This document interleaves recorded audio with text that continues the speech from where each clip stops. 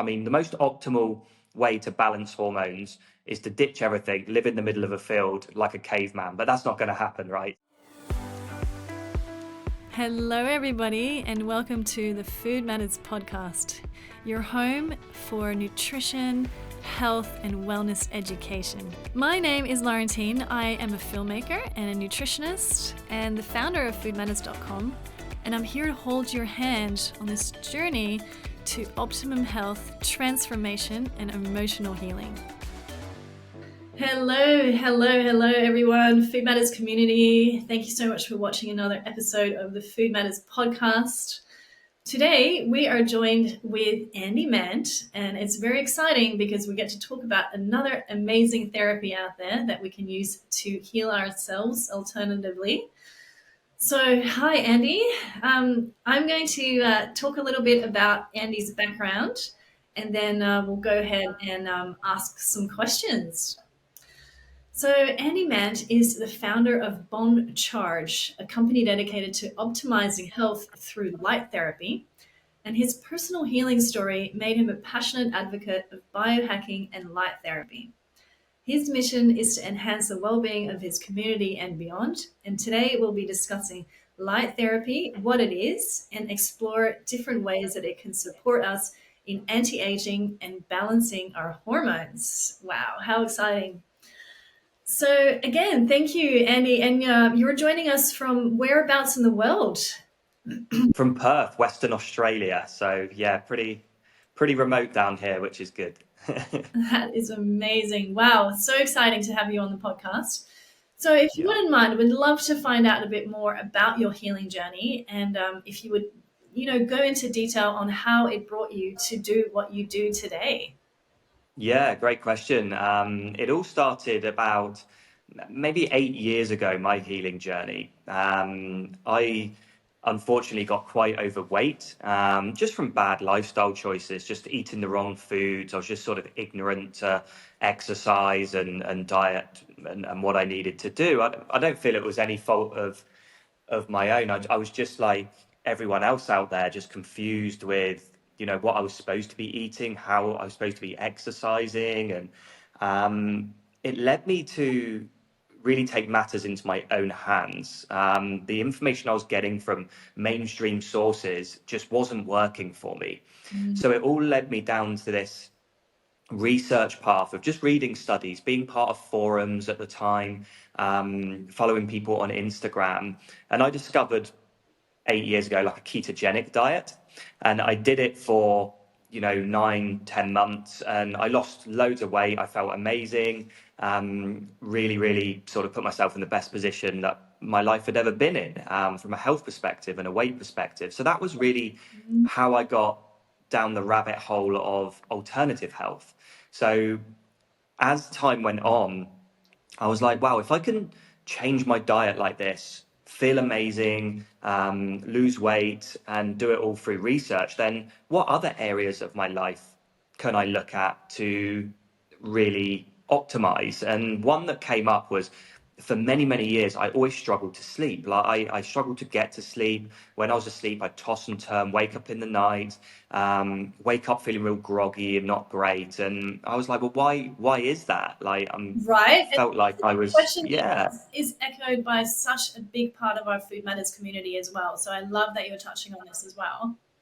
Yeah. And I was like in these food forums, and then this doctor kept like popping up in these forums, and people were always like lambasting him and like telling him he was like stupid and for mentioning things about light. And this doctor was Dr. Jack Cruz. And I was like, this guy's talking about light being a major like factor in health, and in particular sleep. And I was like, okay, well, I'm going to follow this guy. Like, I like people that are outspoken. I like to listen to what they got to say and then conclude my own decisions on what they're saying. And I started following this guy, and I was like, something's right here. Like the studies he was citing, the testimonials people were giving that were working with this guy. So he was talking about something called blue light blocking glasses. And they're these, if people are watching on video, they're like red orange lenses.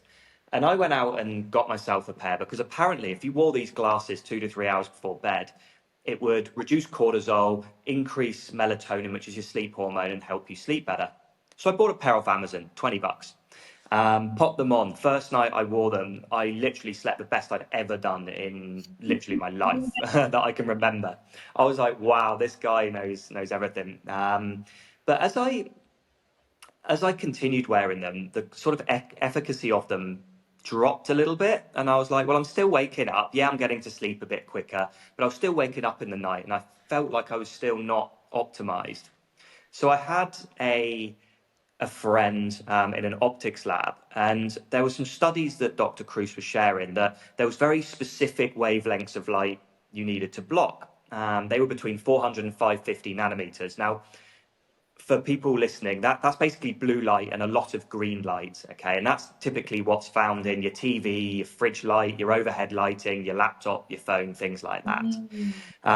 So anyway, I took these glasses in, we got them tested, but they weren't blocking anywhere near what Dr. Cruz in this study was saying you needed to block to optimize sleep. So I asked them, I just said, just to get this right, so you just bought any yeah, type of glasses that were promoting this on Amazon, and you just wanted to see yeah, if that worked, but they yeah, were yeah. not exactly the way that the doctor was preferred to make it. That's it. Right. Exactly right. Yeah. Okay. Yeah, exactly right. Like they looked the part, but they didn't do what it was saying you needed to do in these studies. And I was all about optimization at this time, still am today. That's why we founded Boncharge. But yeah, we got to the point where we got a pair made, like a prototype, and we had them tested to block 100% in the range of light that we needed to improve sleep. And then I started wearing these, and it was just the sleep scores using my sleep trackers were going through the roof, the REM, the deep sleep, the quality, the quantity was incredible. We sent these glasses out to people that were already wearing blue light blocking glasses and just said, oh, just test them. No obligation to do anything. And these were like leading people that were wearing blue light glasses, and they were like reporting back saying, yeah, this is the same sort of results that you're seeing. We're getting better sleep than wearing alternative blue light blocking glasses. So that was really how my health journey led me to develop and optimize all these different products with Boncharge. And we've gone from these blue light blocking glasses to improve sleep, to lighting that helps with circadian rhythms, to red light therapy that can help with recovery, and infrared sauna blankets, things like that. So we've just gone down this rabbit hole of wellness, biohacking, beauty related products, but utilizing light or anything that's on that EMF spectrum to be able to optimize our biology. Yeah. Wow. I mean, it's totally the craze at the moment, right? And like everybody wants to understand deeper what exactly they are doing for us. And maybe as well for the audience, just to get this right. So you have to wear these glasses full day, or is it like a part of the day, or what type of glasses do you wear during the day? And is there ones that you wear during the evening? Yeah, absolutely. That's another fantastic question. Light needs change throughout the day. So we have a body clock, right, that's located in our brains, and it works by releasing hormones based on light signals. Now, how it evolved was millions of years ago. We all lived outside, and the sun would be the cue to this clock system to say, right, it's this time of the day. Release these hormones, reduce these hormones, and you'd feel optimal throughout the day. But what's happened is we're now living indoors. We're under artificial light that doesn't have the same spectrum. So it's continually telling our body clock that it's a specific time of the day, and that's around noon. So basically our bodies are living around midday, 12 p.m. every single minute of the day. Now, what we need to do is we need to get back, number one, outside a lot more, but we also need to manage the artificial light. So what our ancestors would have seen after sunset would have been the reds and oranges of the campfire. They wouldn't have seen blue light, and that would have sent good cues to the brain to say, release melatonin, reduce cortisol, get relaxed and ready for bed. And that's why we need these red lens blue light blocking glasses after sunsets, 2 to 3 hours before bed, because it creates psychological darkness so the body clock can function correctly. So you wouldn't wear these all day, just in the evenings. But just to have one pair of blue light blocking glasses isn't enough, because our light needs are different during the day. I'm wearing a pair now which are yellow tinted. I'm very sensitive to blue light during the day. I get migraines if I don't manage my light hygiene. So these that I'm wearing now filter down blue light, so they don't block it. Because if you block blue light during the day, you're going to sleep. You're going to feel all tired and groggy. You want to be alert and awake during the day. So these glasses reduce it down, make me feel calm, relaxed. They stop the migraines happening, and generally give me really comfortable eyes after a long day in front of screens or under artificial light. Right, this is beautiful. And so when I conjure up the idea of light therapy, in my mind, I have, some sort of laser beams or something that to help us with light and light therapy. And it's like as if it's a therapy. But really, what you're saying is light therapy is really just using these types of blue blockers or different types of glasses that help us to promote the right hormones throughout the day to help us to sleep better, function better, and optimize our health. Yeah, it is. In part, that's correct. So that's one part of light therapy. And then you can move on to other areas of light therapy, like red light therapy. And red light therapy can be used to heal and restore. So light frequencies all do different things. So when you think light frequencies, think of a rainbow, right? They're all different frequencies of light, and they're all different colors within natural light, mainly in sunlight. So you've got your blues, your greens, your yellows, your orange, and your reds. Each of those light frequencies has a different property and a different function on how it interacts with us from a biological perspective. So, for instance, blue light makes us feel alert and awake. It raises cortisol, which is a hormone that keeps us alert and awake during the day. It raises tryptophan, serotonin, and also dopamine, all very important hormones that help us feel happy, vibrant, healthy during the daytime. Now, what blue light also does is it causes damage to cells. It's very tightly packed, intense energy that causes cellular damage. Now, red light, going right to the other end of the spectrum, I won't go into, excuse me, I won't go into every frequency of light, but red light right at the other end of the spectrum is really long wavelength light. And what that does, it relaxes, it lowers cortisol, it helps boost melatonin, but it also helps at a cellular level by increasing energy at a cellular level. And now when it increases energy at a cellular level, it helps repair. So when you start looking at natural light, you've got a lot of blue light in the sun and a lot of red light, very evenly balanced. So any damage the blue light's causing to your cells, the red light then repairs. What happens with artificial light is in your laptops, in your computers, in your phones, in your overhead lighting, in your TV, the blue light's really high, the red light's really low. So during the day, you'll get the benefits of the blue light with all those hormonal releases that I've mentioned, but you also get the damage like you would with the sun. But because the red light is so low, you're not getting any of that repair. So looking at screens is aging you, it's drying out your skin, it's causing cells not to function in the correct way. And that's where things like red light therapy, little panels like this or big panels that you can use after a long day in front of screens to help bring the red light back in and balance the types of light you're getting over the period of a day, say. Mm. And so when we are able to get our hands on these type of products, will it allow us to, can you give us some benefits to sleep better, feel that we're able to reverse the aging process and also to feel our overall health increasing? Yeah, absolutely. Like anything, it takes time, right? So you've got to be doing this for at least 3 months, 2 to 3 times a week.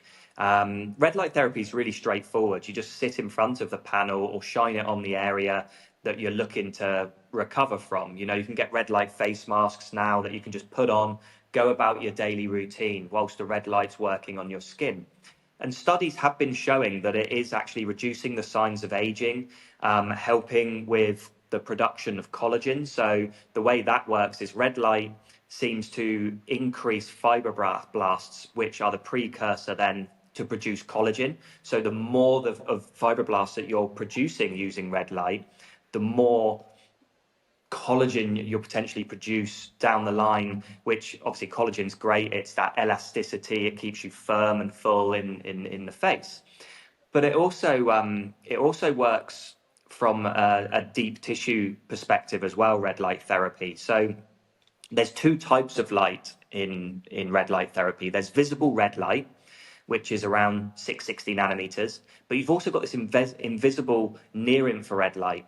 Red light's great for skin level stuff, helps the skin heal and repair, and it does that by the methods I've just said. It boosts that collagen. Now, with near infrared light, it goes deeper into the body. So it goes into the muscles and joints, activates ATP, causes more optimal cellular processes to happen, and helps repair and heal at a joint and a muscle level. So if you've got real stiff muscles or bad joints, using red light therapy has been shown in hundreds of studies to actually reduce the pain in the muscles and joints when people have got those issues. But over time, it also helps to heal and restore and repair as well. So you can use it for two different things. A lot of people think it's just a skin level thing, but it's not. The near infrared light is actually really great at growth, repair, healing at that sort of muscular and skeletal level. Yeah, absolutely. And I mean, the research as well in the northern Scandinavian countries that I've been studying in regards to the saunas, especially with the near Mm. red light and the healing for people, anybody that's going through muscular pain, but also Alzheimer's and different types of physical pain, but also mental healing. Could you explain a little bit more about how this can also be used in the types of saunas that they're available in? Yeah, absolutely. So a lot of this is a question that comes up quite a lot, right? Because people think that red light therapy and saunas are the same thing. They're actually pretty different, okay? So as I mentioned just a minute ago, with red light therapy, you're looking at using 660 nanometer red and 850 near infrared light. Infrared saunas actually use another frequency of light called far infrared light. Now, far infrared light is typically used for heating purposes. So it's an invisible frequency of light that will shine onto the body and it will heat your body up. Okay. Now, the way that is better from traditional sauna is traditional sauna uses coals and it heats the air around you. So when the air's heated around you, you have to sit in very intensely heated environments, and that can be a little bit difficult for some people because your head's within a really hot environment. The humidity can raise as well around you, which makes you feel quite uncomfortable. When the light is shining on you and heating you directly, the sauna that you're in around you isn't actually heating up. It's actually your body, your cells that are heating up, which keeps it very targeted at a cellular level, gets right into those mitochondria, and it really helps with the repair mechanisms, the autophagy, the apoptosis at that cellular level. It also works really well with things like detoxification. So sweating helps you get rid of impurities, which build up during the day just from being alive. There's so much pollution now in the world that you have this build up in the body, and it will help you purify it. The other thing with infrared saunas is it increases and improves heat shock proteins. Now, what these are proteins within the body that actually boost your immune system.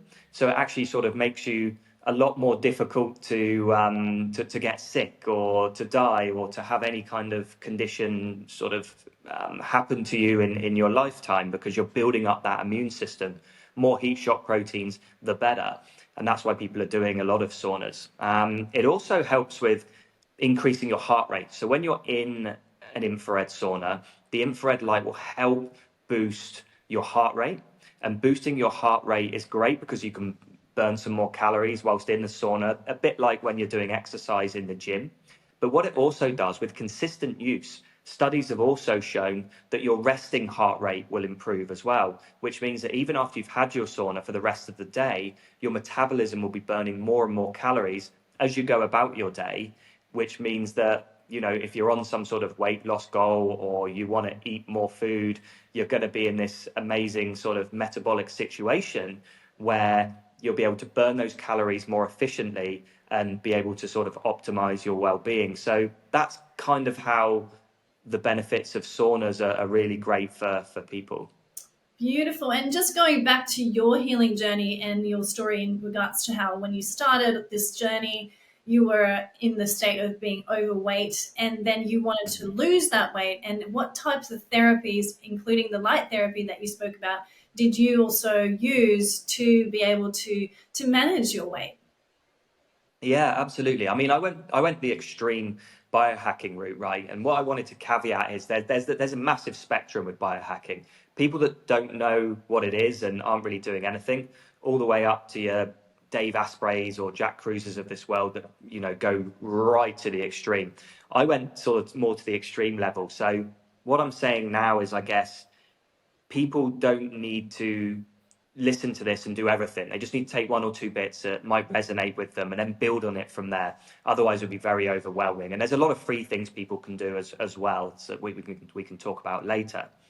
But in terms of other protocols that I did, I started to get up and watch the sunrise in the mornings. So that helped get the correct hormonal release into my body. The dopamine, the serotonin, the cortisol, it jumpstart me into the day. I started to eradicate caffeine from my diet. I'm a very slow metabolizer of caffeine. It takes me about 12 hours to metabolize it. So I eradicated coffee. I didn't need it after the sun either. When I went out and saw the sunrise, it gave me enough energy I needed to start my day. Oh, I love Regular that. sun, yeah, Love that. regular sun Free breaks. energy, right? Free energy, exactly. Water, Free. light, food. It's the three pillars of what you need, right? So I get general sun breaks throughout the day. That really helped get the correct light signals to my brain. Mhm. I also manage blue light, so wearing the blue light blocking glasses after dark. And I was also very careful of what quantities and types of food I ate at certain times of the day.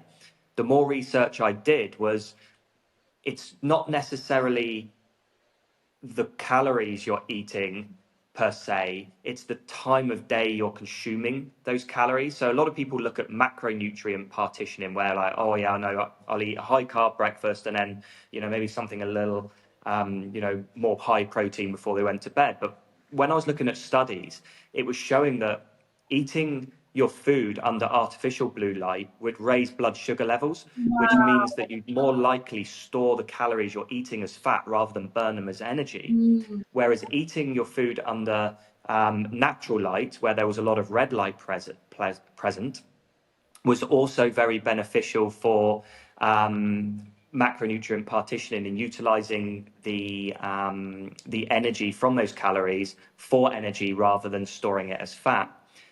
There's another few studies that came out looking at two, I guess, gastrointestinal hormones called ghrelin and leptin. And these were most optimal for digestion in the morning. So I guess the theory goes that there was an old adage years and years ago, probably like hundreds of years ago, which was eat breakfast like a king, and then lunch like a prince and dinner like a pauper. Yeah. And that really resonates, right? For Mhm. circadian health, you need to be eating the bulk of your calories when the sun is out. And then when the sun sets, you want to be fasting ideally or only eating a very small meal. Now, the other rationale behind that is that to make melatonin, you need no blue and green light in the evening. So you wear blue light blocking glasses and that helps. But you also need something called tryptophan and you need serotonin. And those chemicals help then, or neurotransmitters, hormones, they help create the melatonin. Now, they are formed in the gut, okay? Mm. So if you're digesting food in the evening, that is interfering with the production of those two precursors to the production of then melatonin, which can impact your sleep. People probably would have had this. They go out for a big meal in a restaurant in the This evening, is so under blue light, eating a massive dinner, and then they come home and struggle to sleep digestion's getting in the way. Andy, that is so true. I have it with a lot of the people that I consult with as well, my clients, so to speak. And it is true. Like, we get so busy in our day that we skip breakfast, then we have something quick on the run for lunch, and then we come home and we have more time. So we create these lavish meals because we're so hungry. But then really we're not realizing that that meal at the end of the day is really impairing the whole healing process. And then they wonder why they can't fall asleep or why they have hormonal issues. So it really makes sense what you're saying. Yeah, absolutely. No, it's good that you say that. So many people have that issue, and the thing is as well, and what I always like to say is, when like a lot of people have these types of issues, when you actually start cleaning up the food you eat, you start exercising more, you start implementing light hygiene management, mindfulness, spirituality, those types of things, it's really actually quite straightforward to fix. It's just taking or having people take that first step to do it. And then it sort of cascades down and you just start getting addicted to it in terms of how amazing you feel. It would be amiss of me to say that, light is the cause and the only factor that comes into play with people's health and well-being, because it's not true. It's a very small pillar of it. There's probably 5 or 6 pillars of optimal health and biohacking, light being one of them. And you've got to be able to do all of them. You've got to manage EMFs, you've got to manage light, you've got to eat the correct food, you've got to time the food, you've got to exercise, mental health, spirituality, and there's so many different things at play here. Paying the bills and looking after the kids and making sure Yeah. the finances are in order. Absolutely. I mean, we are bombarded with the to-dos and the have and the haves, and make sure that this is happening in our lives. And it is very stressful, even just the idea of thinking about that. But I love the concept of eating and looking at the sun for your circadian rhythms. And so can you explain to me, so for a lot of people that I work with, a lot of times it's not necessarily they have trouble falling asleep, it's the staying of sleep. And then sometimes the idea of waking up, it's quite normal for a lot of us as we go past our 40s to wake up through the night and to have a very, very chaotic sleep pattern. So how could we minimize that, and what could we do about that, where we're falling asleep okay, but then waking up throughout the night? Yeah, exactly. Yeah, it is a common issue, and it's not so much because a lot of people say, you're right, like they fall asleep okay, but it's the quantity, the quality of sleep that you've got to be looking at. You've got to be looking at that REM and deep sleep, tracking your sleep, and understanding the sort of minimal effective dose of those types of sleep that you need. Waking up during the night, it's not necessarily a terrible thing if you're getting back to sleep, okay, but you don't want to be waking up frequently during the night and then struggling to get back to sleep. And I guess things that you can do there is wear blue light blocking glasses 2 to 3 hours before bed. Try to change lighting in your house, red light bulbs, red light lights, because blue light can actually disrupt melatonin production by hitting the skin as well. A study in 2018 showed that, so be careful there. You also want to be powering down your electronic devices just an hour before bed. And then just listen to some music, maybe something relaxing, maybe classical, jazz, something like that. If that's not your vibe, then read a book, a nice sort of novel or something. Nothing too stimulating. Binaural beats are also amazing.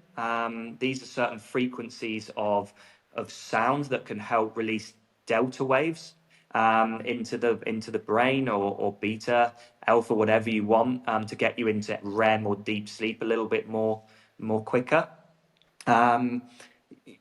Things like meditation, like prayer, things like that, if that's your vibe as well, get some of that done. But it's basically, what I'm getting at here is, we need to put ourselves before sleep into a parasympathetic state. Mm-hmm. Now, what that means is a very relaxed state.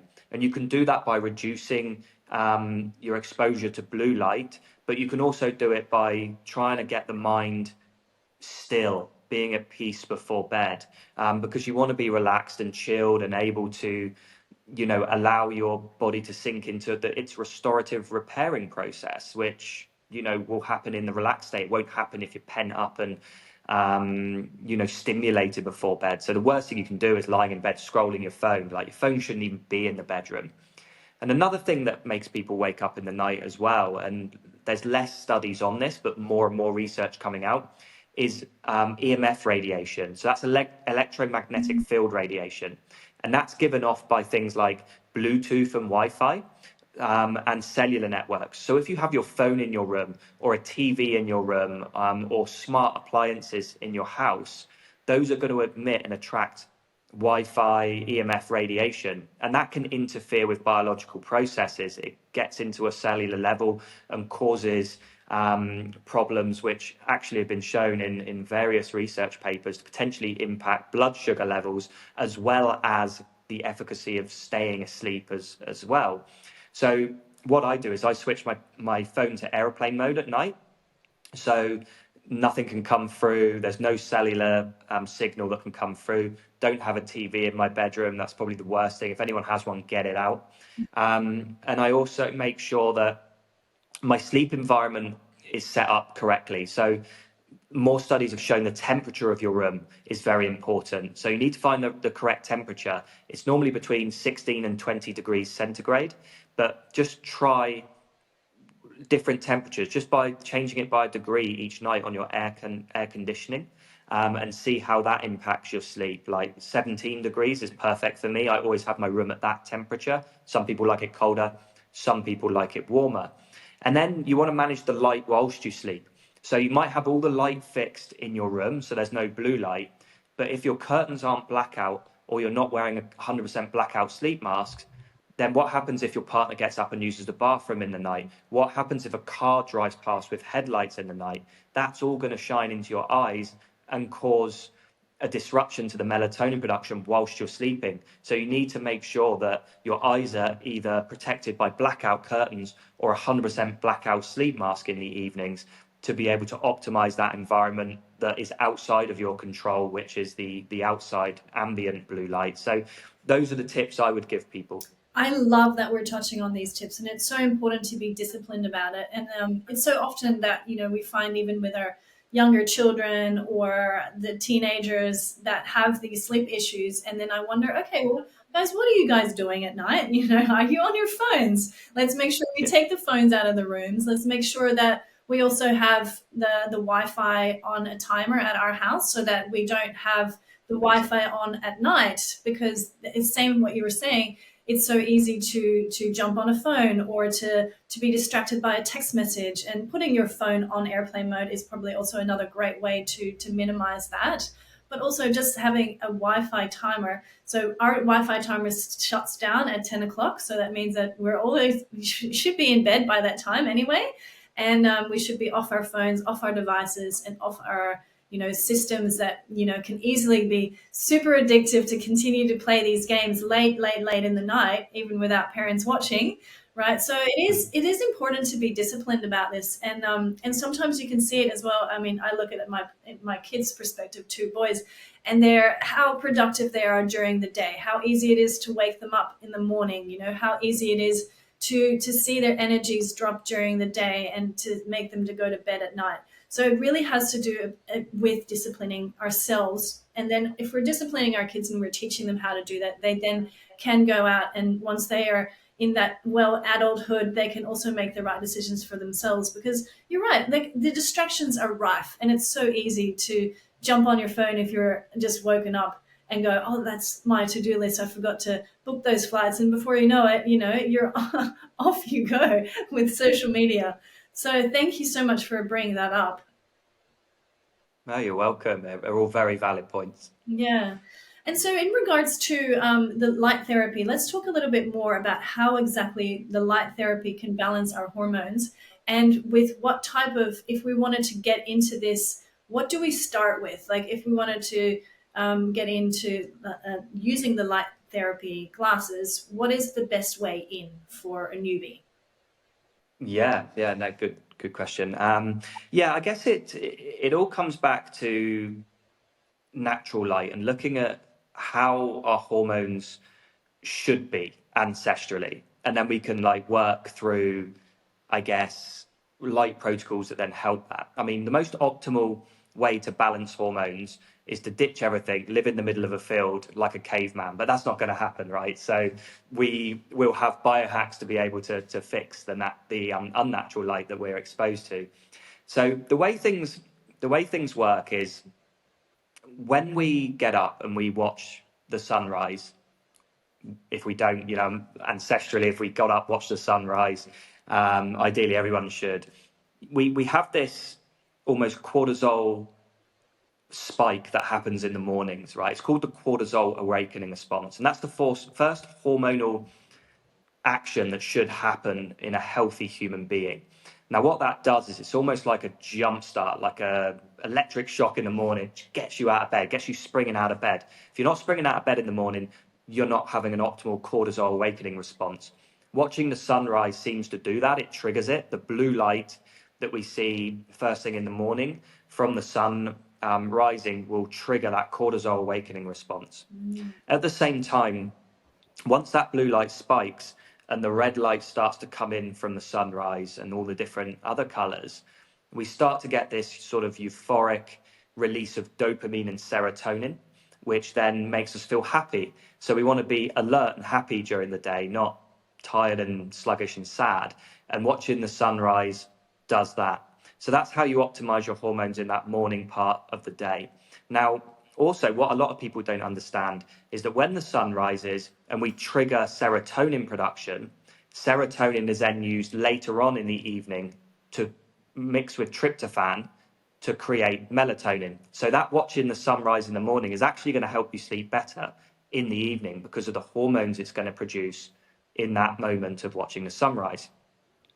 As the day goes on and we're outside, we'll see cortisol levels slowly drop down throughout the day.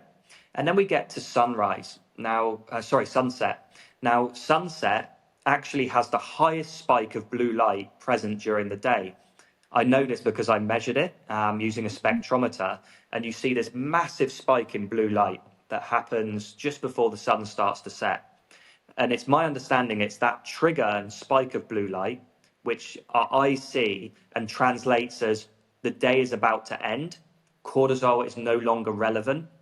And we get this decrescendo effect where blue light drifts to nothing and red light and orange light becomes more prominent.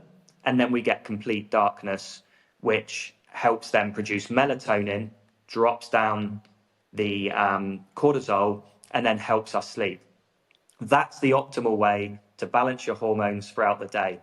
If you're living inside and you don't do any of that, and all you're exposed to is blue light during the day from artificial sources and into the evening, your cortisol levels are going to be continually high.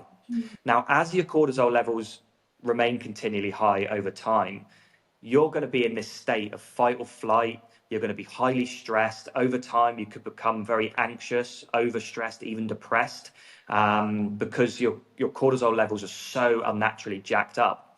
The other thing that can happen is your cortisol production can actually flip. So you start to get these, in the mornings, you wake up and you feel really tired and groggy and you struggle to get going unless you down a load of caffeine.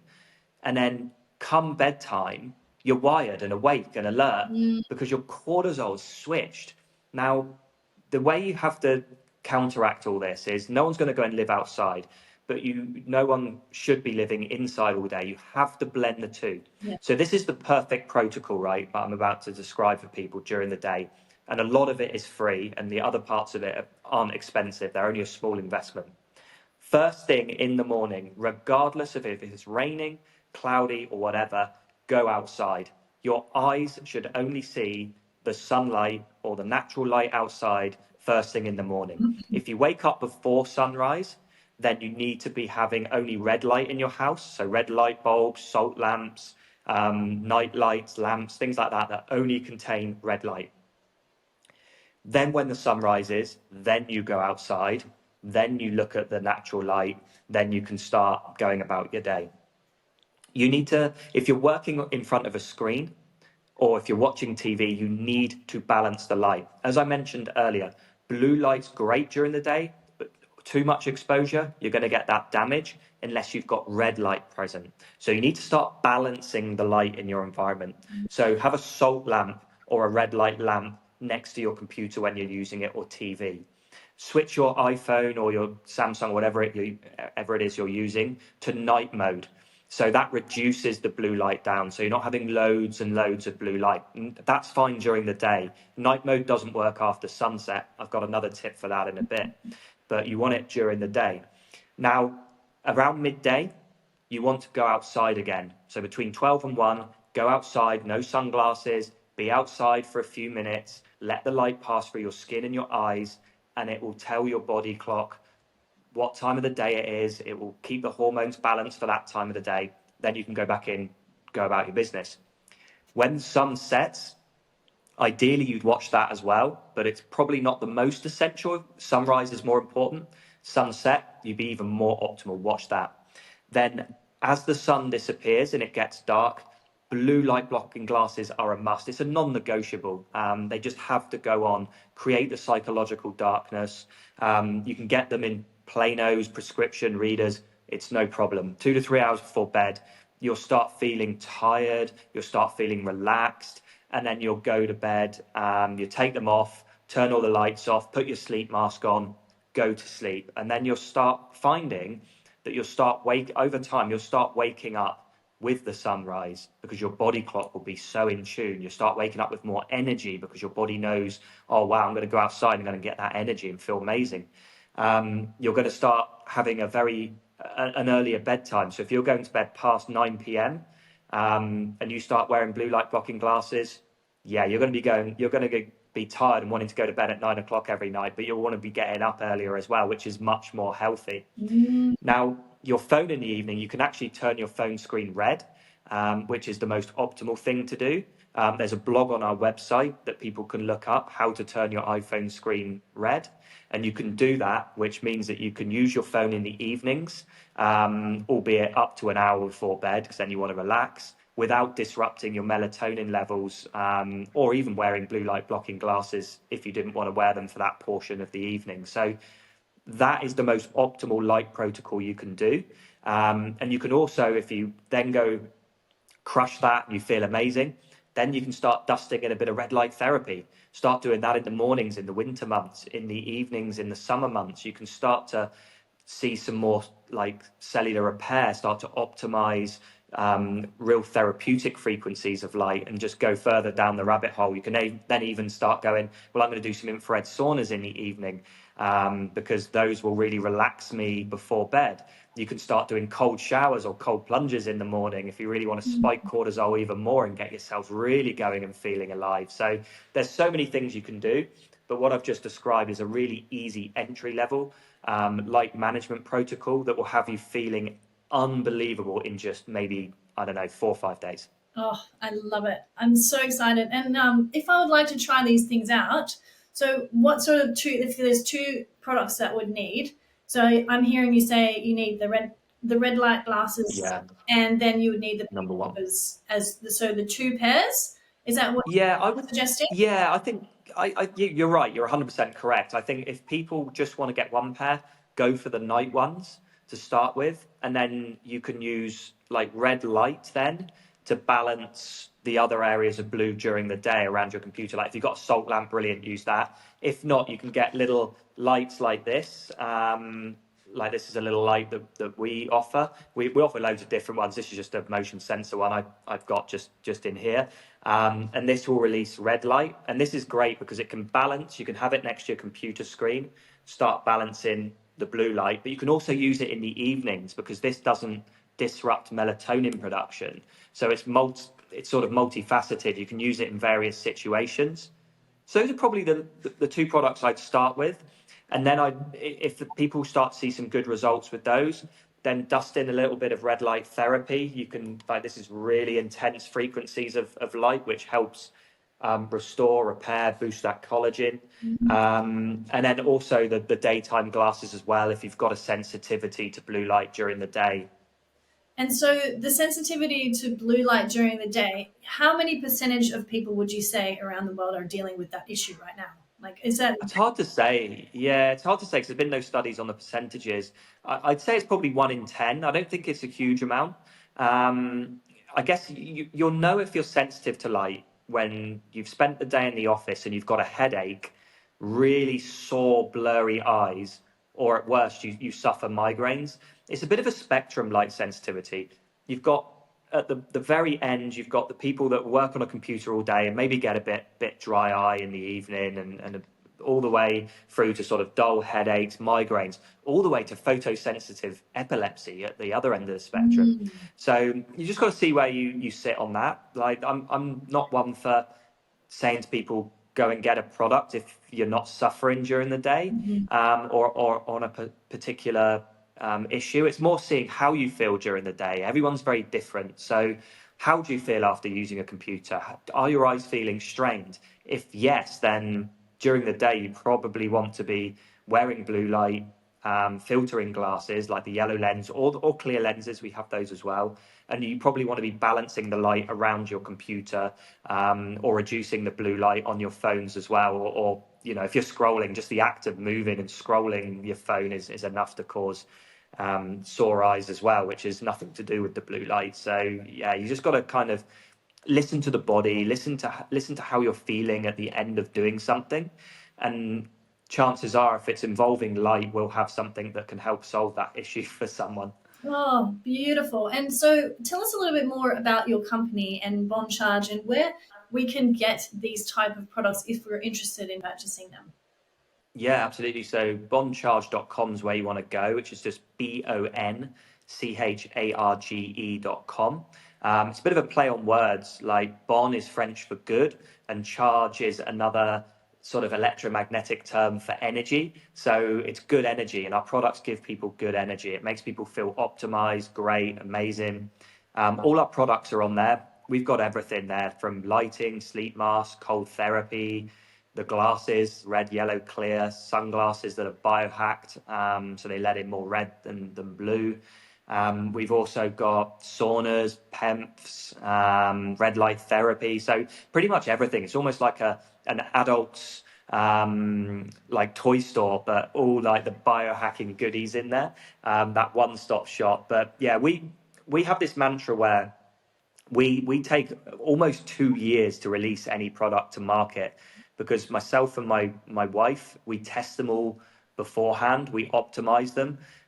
We've actually got a product we're going to be releasing in about 6 weeks' time. We've been testing for 2 years and done 8 rounds of revisions with our manufacturer on, because we're so hell-bent on making every single product the most optimal it can be based on the science available at the time. And that's what we believe in. You know, we want to be able to provide these optimal products to people. But the main philosophy really is we want people to optimize their health and well-being without giving up modern day conveniences. And that's what we plan to do. That's what our mission is, for people to love this technology. So We're able to speak together right we now. can't go back to living, in the forest No, and go back to we can't. living as Indigenous people, because we've already had so much exposure to these devices and so much exposure, and we all own iPads, laptops, and iPhones, and or the Samsung equivalent. So it is true, we have to deal with the situation that we have as a society today. But what better ways to combat any type of negative side effects of it than having these type of products available to ourselves and biohack our way out of it? Yeah, absolutely. Yeah, no, it's a must. Anyone that's not tried biohacking, give it a go. It's very addictive and very good for you. Super. Okay, so again, just to recap, so if there was 2 products that a newbie would want to be starting off with, it's the evening glasses that you wear just after the sun goes down. Is that right? Yes, That that's correct. Yeah, orange lens, blue light blocking glasses, Yeah, as well as some type of red light some lighting. in the Yeah, room to help you slow down and calm down and move into that parasympathetic sympathetic system. You say it. yeah, absolutely. Yeah, no, spot on. Those are the 2 that I would recommend. But the other thing as well is, if, and like I said earlier, everyone's different. So go onto our website, and if it might be a bit overwhelming, because there is a lot of products, but just message our customer service team. They're all trained by myself. They all understand like I do. And you can just say, look, this is how I'm feeling. this is what I want to achieve. What product should I start with? And they'll tell you straight up what you should start with. They have all that at hand. So it might be different. It might be someone that's suffering migraines all the time. They'll probably recommend the yellow glasses over the red ones to start with. So I love that. yeah, so that can help. So yeah, individual people should message, just go through the contact page, say they've listened to this show and that they could reach out, and they'll be looked after, and we'll help, personalize what they need. Super duper. That's so good, because you're right. Sometimes you get onto these pages and they're so full of amazing products that you just don't know where to start. But if you have a system where you can help people individualize what they're going through, what symptoms they're going through and experiencing, and how to best target that is fantastic. So Andy, what does your morning routine look like? My morning routine is always watching that sunrise in the mornings. I'll then come in, have my shower after I've done that, which normally is a cold shower. And then I will hit my day, either go to the gym or go to the office and see all my team. So very basic for me, but very rewarding, and it really tees me up for the day. And what's your go-to healthy meal? Go-to healthy meal is a nice, juicy ribeye steak with nothing else, just that. And what's your favorite food as medicine? Favorite food as medicine is a beautiful sort of herbal drink that I like to have. So like a herbal tea, typically before bed for me. A nice chamomile tea is really the best elixir. Again, thank you, Andy. This has been such a great conversation, and thank you for sharing your wisdom and all your years of research so that we can all be the healthier and the wiser as well. Amazing. Thank you so much for having me on. It's been a real pleasure speaking to you and your amazing community. Thank you. Thanks again, Andy. Have a wonderful day. You too. So yes, thank you everyone for listening. I really enjoyed that talk. I hope you did too. And there will be more of these on the Food Matters podcast. So head to foodmatters.com and see you again.